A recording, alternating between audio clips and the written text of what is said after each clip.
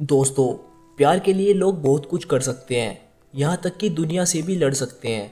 लेकिन प्यार से छुटकारा पाने के लिए लोग किसी भी हद तक जा सकते हैं। प्यार किसी को वफादार बना सकता है तो किसी को धोखेबाज भी बना सकता है।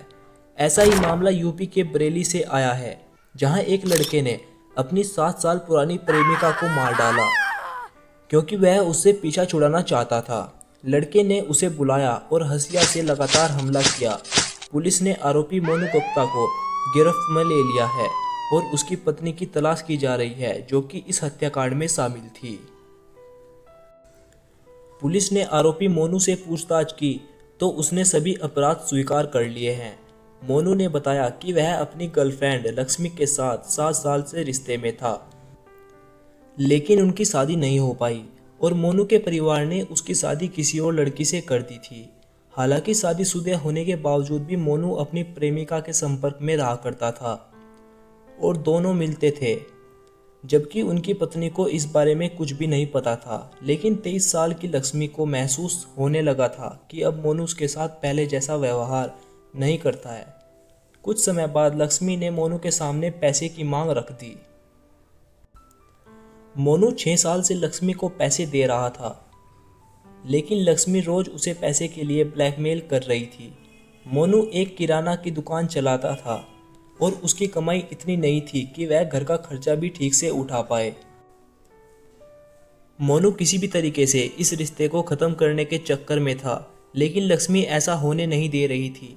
जब मोनू का धैर्य जवाब दे गया और उसने महसूस किया कि वह अब और सहन नहीं कर सकता, तो उसने अपनी पत्नी को सारी कहानी बता दी। उसने अपनी पत्नी से कहा कि वह लक्ष्मी से पीछा छुड़ाना चाहता है।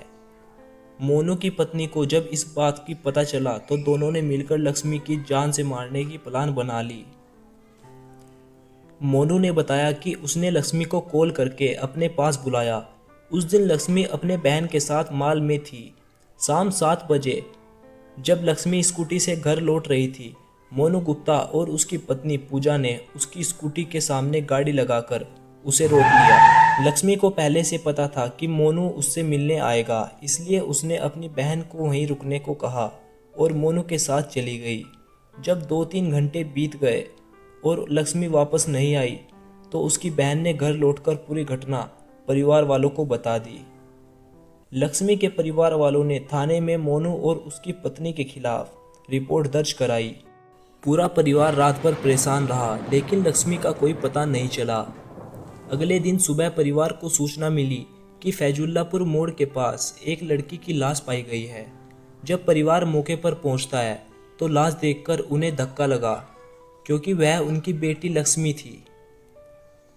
पुलिस ने तुरंत मोनू को गिरफ्तार कर लिया और पूछताछ शुरू कर दी। मोनू ने अपना जुर्म स्वीकार कर लिया और हत्या की पूरी योजना के बारे में बताने लगा। मोनू ने बताया कि उसकी पत्नी पूजा भी इस योजना में शामिल थी और वह भी लक्ष्मी को रास्ते से हटाना चाहती थी। जब मोनू और पूजा मॉल में लौटते समय लक्ष्मी को अपनी गाड़ी में बैठाया, तो थोड़ी देर बाद दोनों ने मिलकर लक्ष्मी को कार में बुरी तरह पीटा। इसके बाद वे तीनों फैजुल्लापुर मोड़ के पर पहुंचे और वहां मोनू ने गाड़ी से हंसिया निकाला और पूजा ने लक्ष्मी के हाथ पकड़ लिए। मोनू ने हंसिया से लक्ष्मी पर जब तक वार किए जब तक उसकी मौत नहीं हो गई। मोनू ने बताया कि उसने लक्ष्मी पर 7 बार हाशिया से वार किया था और फिर चेक किया कि वह मर चुकी है या फिर नहीं। इसके बाद पति पत्नी वहां से फरार हो जाते हैं। मोनू गुप्ता तो पुलिस की गिरफ्त में आ गया है, लेकिन उसकी पत्नी पूजा अभी भी फरार है। मोनू ने बताया उसने अपनी पत्नी को पैसे देकर भाग जाने के लिए कहा था। वह खुद भी भागने की योजना बना रहा था, लेकिन पुलिस ने उसे पहले ही पकड़ लिया। मोनू ने पुलिस को बताया कि उसे नहीं पता कि उसकी पत्नी कहां पर भाग गई है।